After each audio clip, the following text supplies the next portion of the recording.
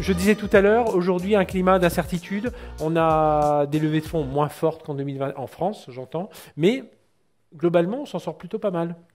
Oui, on a eu une année 2021 incroyable hein, sur l'investissement dans la French Tech et dans la tech. On avait plus de 120% de croissance, 11,6 milliards avaient été investis dans la French Tech. Quand on dit on se sort pas trop mal, c'est qu'au 30 juin, on tournait encore avec 63% de croissance des investissements. Donc la vraie question, c'est où en sommes-nous à fin octobre? Comme vous l'indiquez, ça va pas si mal parce qu'on ne se rend pas compte avec cette ambiance assez mortifère où finalement on entend toute la journée que ça va mal, mais ça va pas si mal puisqu'à date, on tourne avec 20% de croissance des investissements dans la French Tech. Donc les investissements ne se sont pas arrêtés, ça ralentit, on est à un peu plus de 12 milliards investis. Et pourquoi ça va pas si mal? C'est que la France est atypique au niveau européen. Atypique parce que on n'a pas eu en fait les excès des licornes américaines. Atypique parce que la plupart des sociétés de la French Tech arrivent à combiner en fait performance et engagement. Et on l'a vu encore aujourd'hui, l'intégration des modèles responsables est devenue assez clé. Même s'il n'y a plus d'introduction en bourse, aujourd'hui, on arrive à financer. Et comme vous le savez, nos amis américains sont aux aguets parce qu'il y a quelque chose qui ne nous aura pas échappé. La conversion euro-dollar fait que nos amis américains sont aux aguets, notamment en prêt equity. Donc, voilà, si vous êtes en train de chercher de l'argent, le dry powder, la poudre sèche existe. Le sujet qu'on a, c'est un sujet de valorisation. Mais l'argent est bien là. On n'a pas de crise systémique financière. L'argent est présent et on peut être fier en fait de cet écosystème qui est résilient et qui continuera à progresser.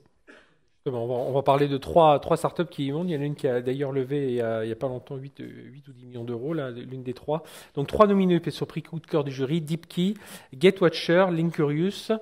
Et je vais te laisser, Franck, l'honneur de donner le vainqueur. Le gagnant ce soir est DeepKey. DeepKey, on invite Grégoire de Beaumont. Grégoire de Beaumont, directeur commercial France de DeepKey. On est dans la démarche RSE aussi, puisqu'on est dans calculer la performance énergétique des bâtiments, hein, c'est bien ça? Alors tout à fait, je pense qu'on a une très bonne conclusion pour cette soirée, puisque on est d'abord un éditeur de logiciels, un éditeur d'une plateforme SaaS, donc une boîte de la tech. Et notre métier, c'est d'accompagner des grands parcs immobiliers sur le chemin de la sobriété. Concrètement, on travaille sur leur empreinte carbone, donc sujet dont on a pas mal parlé ce soir. Donc on accompagne des grands propriétaires investisseurs. Là, l'exemple ici, par exemple, comme Altaria, ce bâtiment, il y a des grandes chances qu'on le monitore et qu'on remonte les données. On accompagne des gens comme la SNCF. On monitore les 30 000 sites de la SNCF. On monitore, on aide des acteurs comme l'État français sur 100 000 bâtiments pour la direction de l'immobilier de l'État. Et donc, pour tous ces gens, on remonte une masse de données et on les aide concrètement à tracer des trajectoires vers la sobriété, qui peuvent être des trajectoires de consommation d'énergie, mais qui peuvent être aussi des trajectoires carbone. Je ne vais pas refaire toute la soirée et reprendre tous les mots des interlocuteurs formidables qu'on a eus ce soir. On a entendu parler notamment de LBTI, donc c'est des choses qu'on fait, on aide ces parcs immobiliers à aller vers le net zéro carbone et à se conformer à des modèles qui ont été créés. Et je parlais de levée de fonds, c'est levée de fonds récente, hein, c'est ça? Il y a eu 8. C'est 150 millions. C'est ça. C'est pour ça que j'étais perturbé. Je me disais, j'étais sûr que j'étais bien planté. Alors c'est vrai qu'on parle toujours beaucoup de levée, on parle beaucoup toujours de valo, des boîtes de la tech.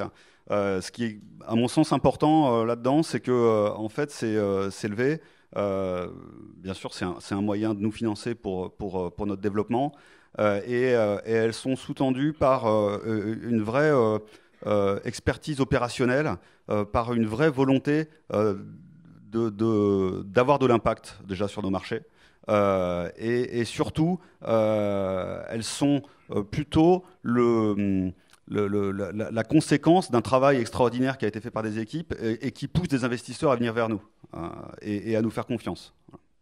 Et je vais laisser Franck pour mettre. Oui, donc voilà, on est face à une entreprise qui conjugue du coup performance et engagement, donc une levée de fonds significative.